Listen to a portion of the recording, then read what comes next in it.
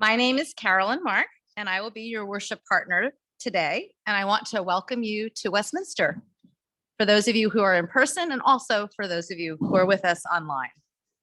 And your board has approved new COVID guidelines for Westminster. These will begin next Sunday and include congregational singing with masks on, along with the option to remove masks when not singing.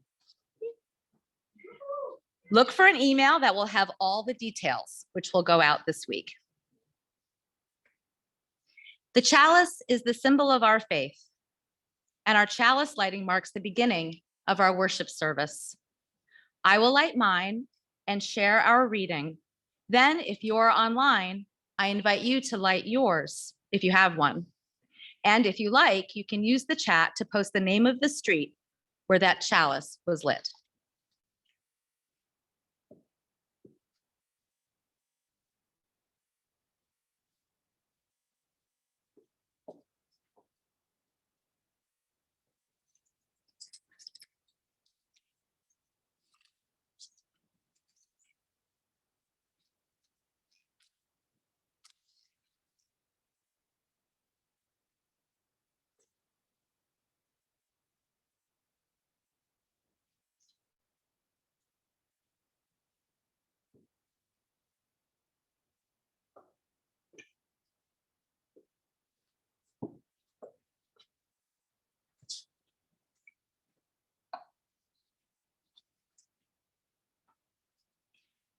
Our chalice lighting today is by Bruce Southworth. For the gift of this day and for our community of spiritual nurture and compassion, we give thanks. We light this chalice as a symbol of our faith. May our many sparks meet and merge in communion of heart and soul. Good morning, everyone.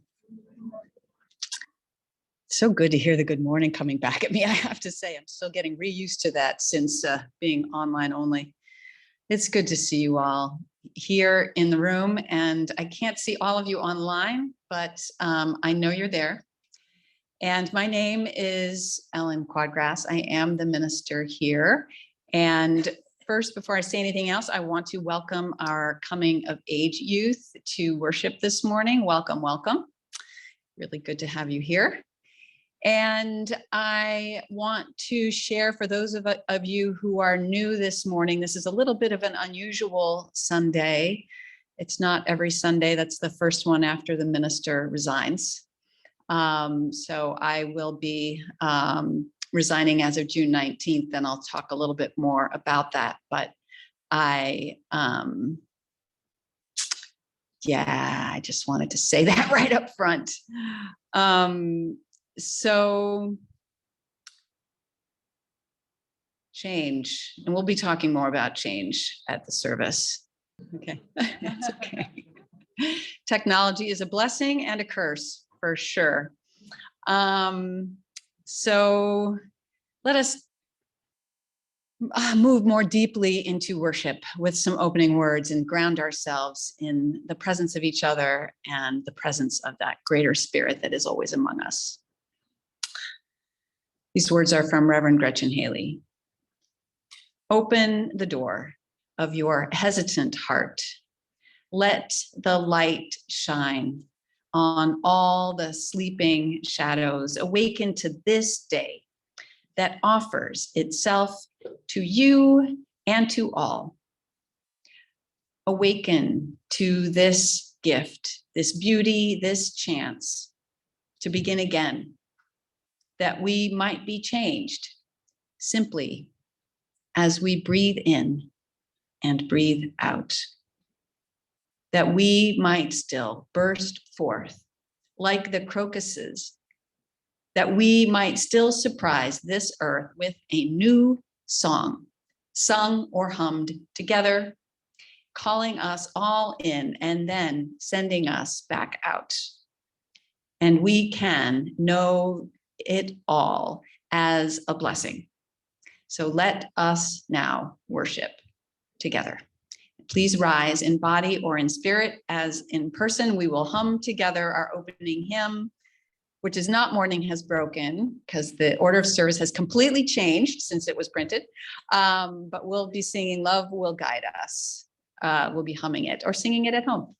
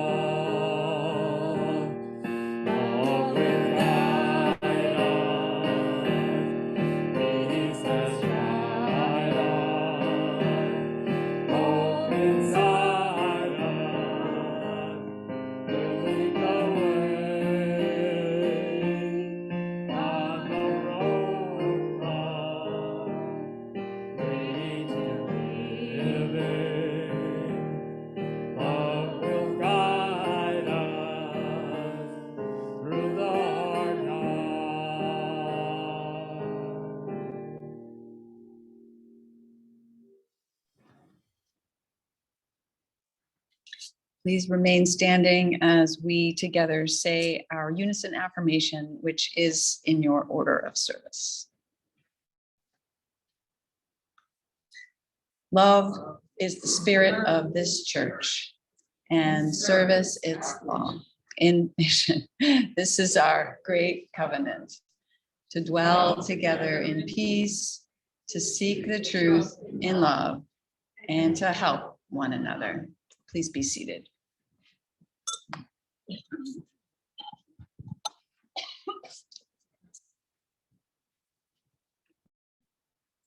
Good morning. My name is Camila Barzikowski, and I am a pastoral care associate here at Westminster, along with Sue Bolins and Rob DeLong. While Reverend Ellen is still available for pastoral counseling, we are available to listen and support for everyone who needs a listening ear. Our contact information is in the chart and in the order of service. As we gather in community, we carry life's hurts and its great joys. Recognizing that joys shared are multiplied and hurts shared can be lightened, we invite you to share your joys and sorrows in the chat, and I will read the joys and sorrows that have been written down in person as Carolyn lights each candle and as Nonetta plays.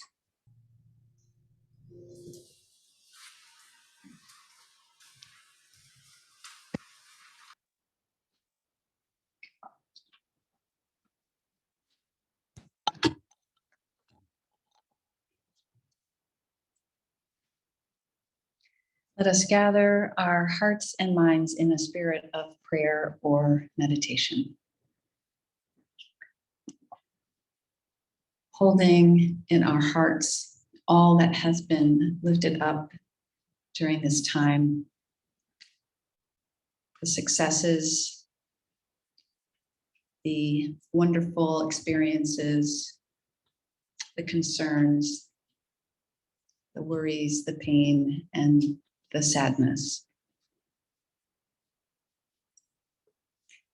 In the midst of these, the joys and sorrows of life's journey, we do come together here in community and in worship. And we come because we seek something elemental and life-sustaining. We come to be reminded of truths that abide deep within us, to be reminded that all life is a glorious gift to be loved and embraced, to remind it that we are part of one fabric of life, and what one does affects all. Compassion is its own reward. Spirit of life, source of love. We are forgetful beings. Though possessed of a divine spark, we stray sometimes from what we know to be good and true. May we, in this moment, on this day, be recalled to our best and truest selves. May we be recalled to that sweet light within. Amen. Please remain seated for our song in response.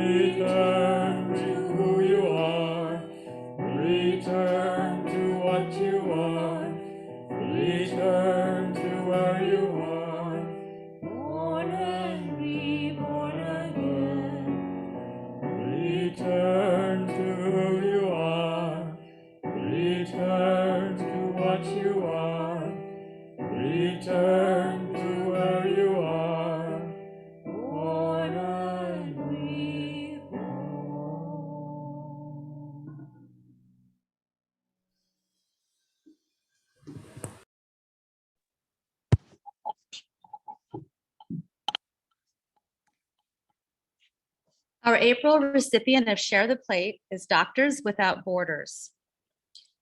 Doctors Without Borders provides impartial medical relief to the victims of war, disease, and natural or man-made disaster without regard to race, religion, or political affiliation. The organization provides medical aid where it's needed most, independent, neutral, and impartial. The other half of the offering goes to support all of the good work of this community. You can donate using the link that is now being posted in the chat. If you're here in person, we ask that you use your cell phone to click on the donate button on the Westminster website, or you can leave your offering in the box on the table after the service.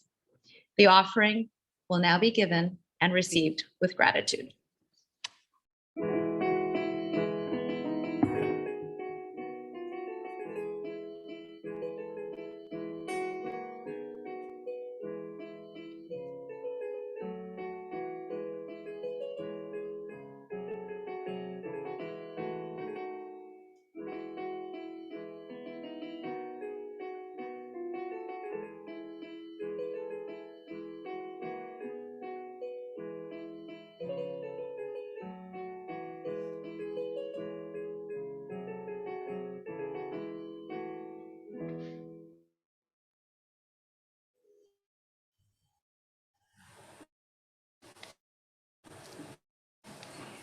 Our reading is by Octavia E Butler.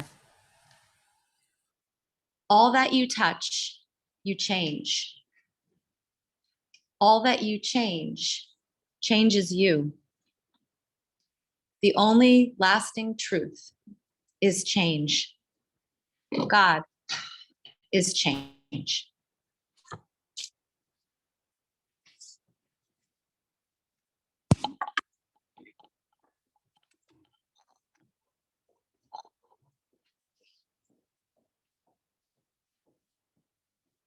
So I have written this sermon at least 4 times, each time a little bit different, and each time not quite right. So what I'm going to do today, rather than preach from a fully prepared script, is to share some thoughts with you, unmediated by a fully written out text.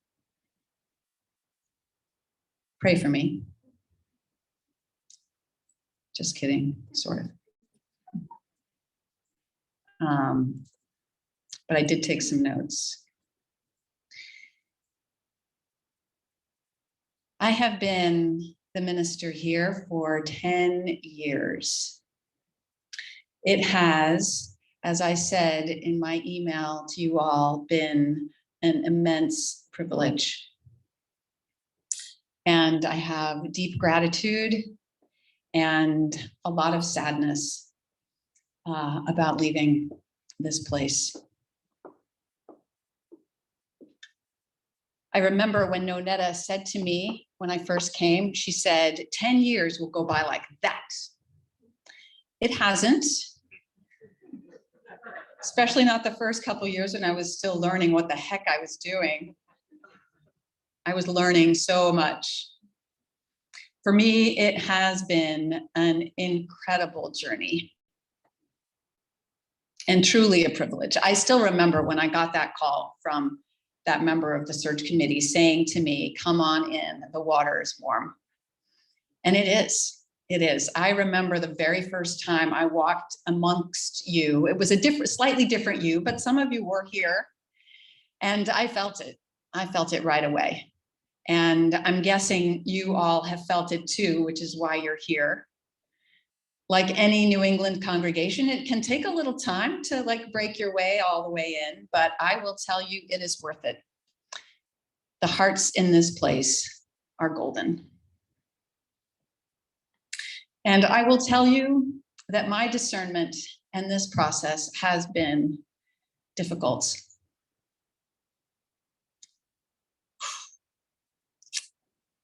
There is a level at which this kind of change, it's inner timing, it's hard to put into words. There was something that came full circle, but it was not easy to come to this conclusion. And it's very difficult in ministry. If you leave the job, you leave the people, and that's heartbreaking to me, especially as I'm looking at you now. Whew. But ultimately I did. I made this decision. And in the second week of May, I'll be going to this other church, and I will be resigning at the end of the church year. That's how it works in the UU system. There's a timeline, and they do it so that churches and ministers can match more easily. There'll be a process that you'll go through. It'll be probably an interim minister. You'll get ready to find a new settled minister. It sounds complicated. It's somewhat complicated, but there are folks here who've been through that process before. The UUA has very good structures in place to support you. You will be in good hands. In the meantime, we do have some time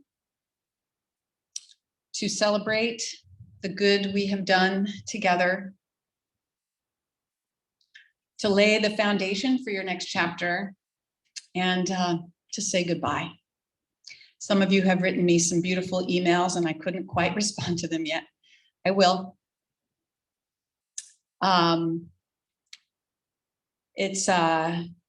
Change can bring up sadness, and there is space for that. I feel sad. Change can bring up anger. There's space for that too. There may be things you want to talk about with me before I go. I am all in for that. And those of you who are new, and certainly brand new, are probably just kind of taking it all in, and that's good too. But I want to talk a little bit more about this change that is happening here and is larger than here. I myself have been realizing that I need to change. My ministry needs to change. How I do ministry needs to change. Our world has changed and continues to change, and I need to change with it.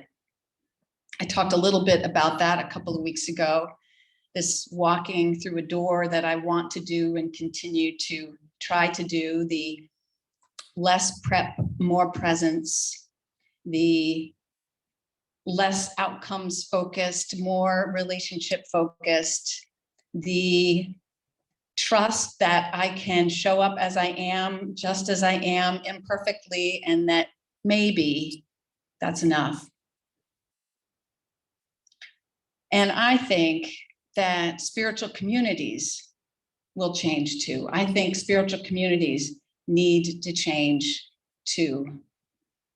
COVID has taught us some stuff, and COVID has kind of punched us in the gut too. Like, it's knocked the air out of us and knocked the air out of some of our relationships. And it's made me realize just how important relationships are, especially in communities like this one.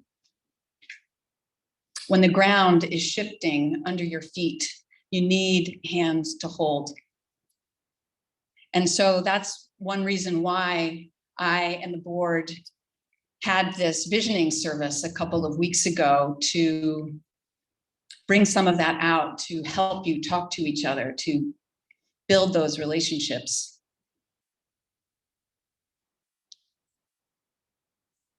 And as I go through this door, I also invited you to go through a door, because as congregations need to change, you get to draw yourself into new ways of doing and being as well.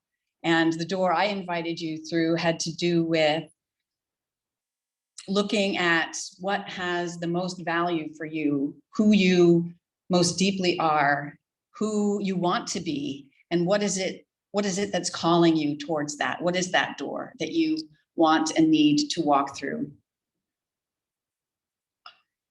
As I have been walking through this door I just mentioned, I have discovered some things about the challenges of doing so.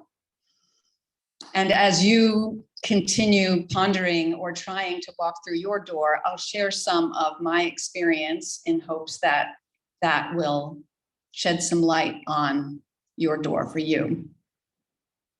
There is a quote I ran across recently from Barbara Brown Taylor, a wonderful Episcopalian minister. This was something a mentor of hers said to her once, and it was something along these lines. Your job as a minister is not to follow God perfectly. It's to follow God visibly, to let your people see you rise and fall. This sounds terrible to me and terrifying, but I get it. And it's what I'm doing right now. And I will tell you that as I approach this service, which is why I wrote 4 different sermons, I did not want to step through this door of trying to speak to you directly from my heart. In fact, my mouth is really dry. Hold on one moment. And what my brain said to me was, you can't do that.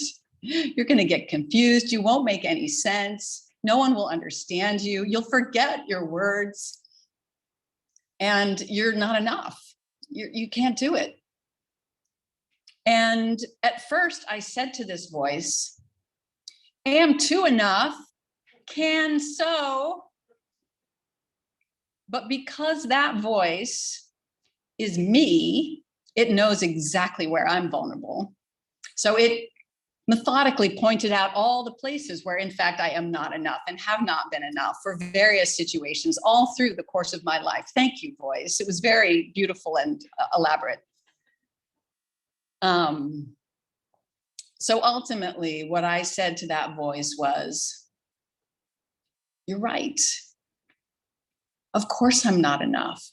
How could I possibly be enough for this complex, immense, difficult world and these amazing, complex, beautiful people? There is no way I'm enough. We agree.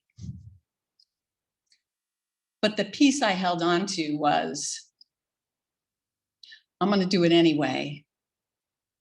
And if I come at this from the heart, I think other people's hearts will fill in the gaps.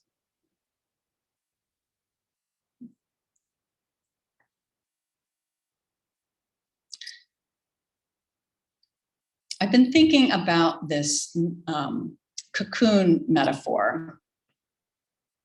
It was a butterfly in the, well, there's no order of service picture, but anyway, there would have been a picture of a butterfly in your order of service that you could now gaze at and kind of look at while I'm talking.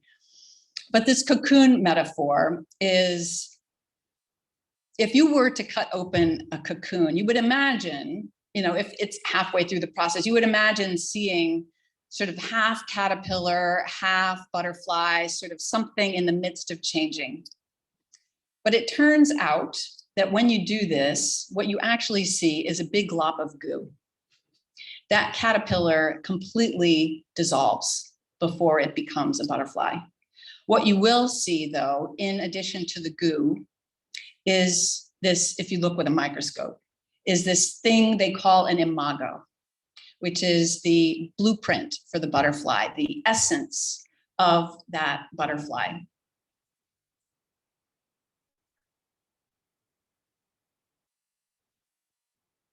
And in a moment, I'm going to remember what I was going to say next.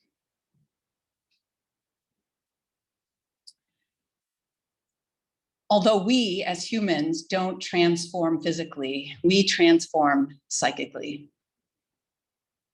And the question then for us, what is it that needs to dissolve in us? And what is that essential blueprint that is also inside of us that wants to transform into something new and different and potentially stunning?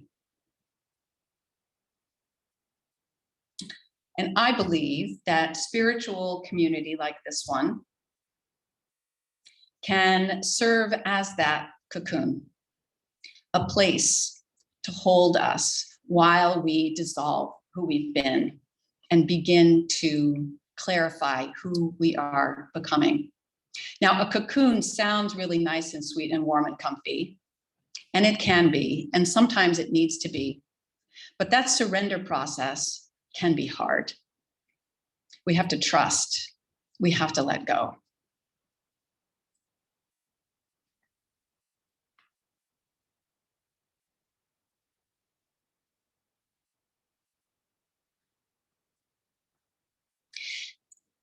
But I think that as you move forward, you can continue to create that for yourselves and each other. And you don't need me for that. That's inside of you, and it's inside of this place. There is this idea that the minister is the church.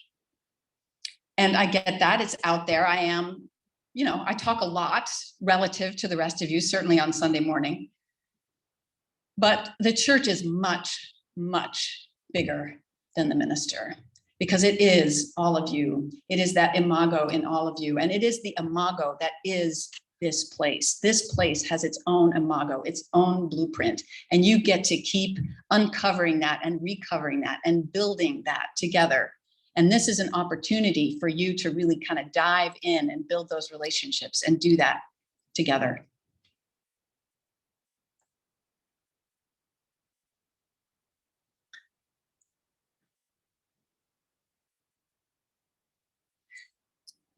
The dissolving of old things is not necessarily comfortable. There are powerful forces that try to suck us back in the other direction. The ones I mentioned earlier that will tell you various things to try to keep you small. But my hope is that as you walk through your door and build those relationships with each other, as you hear the call of your hearts and who your heart wants you to be, you too can reach out to each other, even if it's scary. You can genuinely say to someone, I care about you, or I miss you, or I want to work with you. I had a seed of an idea that I expressed at that worship service in March.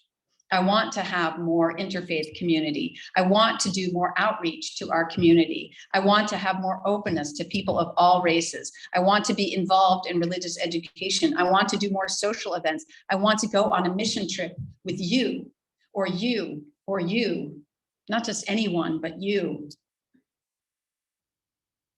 To walk through that door of trust and relationship, even if the words aren't perfect coming out of your mouth. Perhaps if they're coming from your heart, you can trust that the other person's heart will fill in the gap.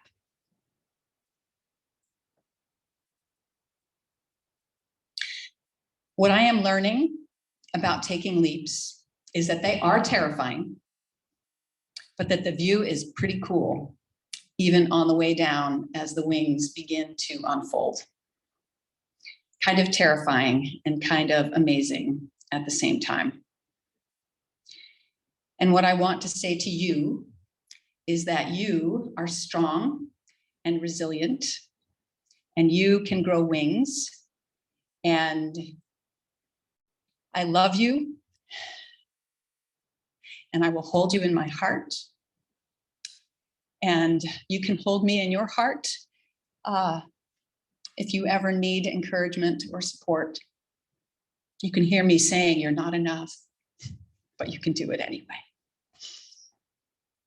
There is a song that has been playing in my head the entire time I've been thinking about this service. And I want to play it for you and for me as we all continually get to make our changes and see what will come of them.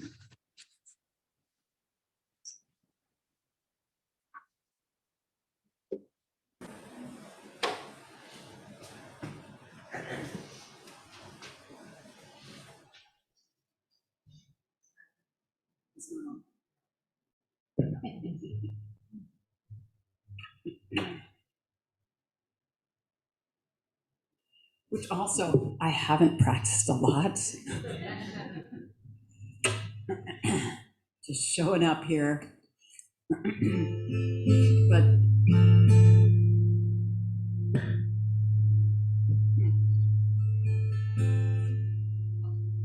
too close to each other.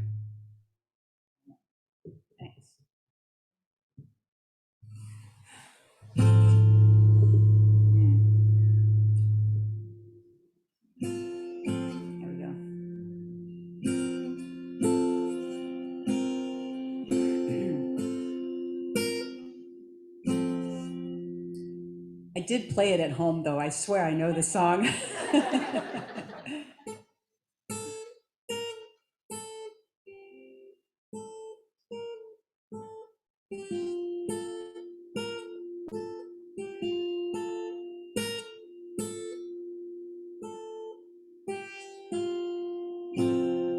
I am unwritten, can't read my mind. I'm undefined. I'm just beginning, the pen's in my hand, ending unplanned for all of us all the time. Staring at the blank page before you, open up the dirty window, let the sun illuminate the words that you could not find. Reaching for something in the distance, so close you can almost taste it. Release your inner visions and your imago. Feel the rain on your skin. No one else can feel it for you. Only you can let it in. No one else can speak the words on your lips. Drench yourself in words unspoken. Live your life with arms wide open to each other. Today is where your book begins. The rest is still unwritten.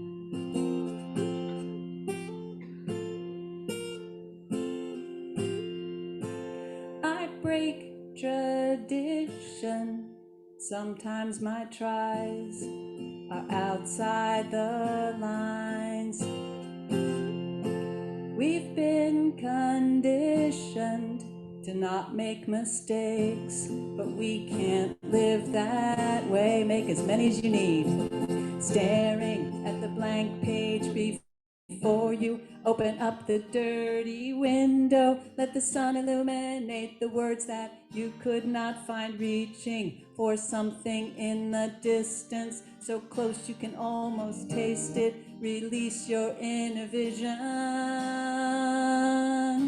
Feel the rain on your skin. No one else can feel it for you. Only you can let it in. No one else can speak the words on your lips. Drench yourself in words unspoken. Live your life with arms wide open. Today is where your book begins. The rest is still unwritten.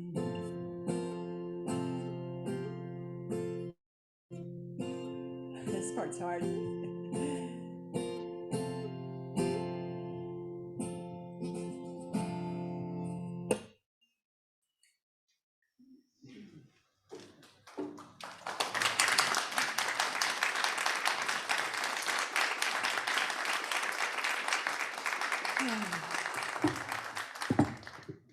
I do love you. And I had closing words here too that are now escaping me. So I'll just try to come up with some from the heart. Oh boy, as you leap down off your cliffs, as you walk through your doors, as you reach out to each other with open arms, oh, may you feel the spirit of life move within you and between you as we live in a spirit of love and trust.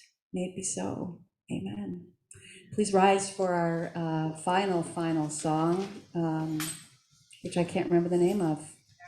Carry the flame. The brain, my brain is done.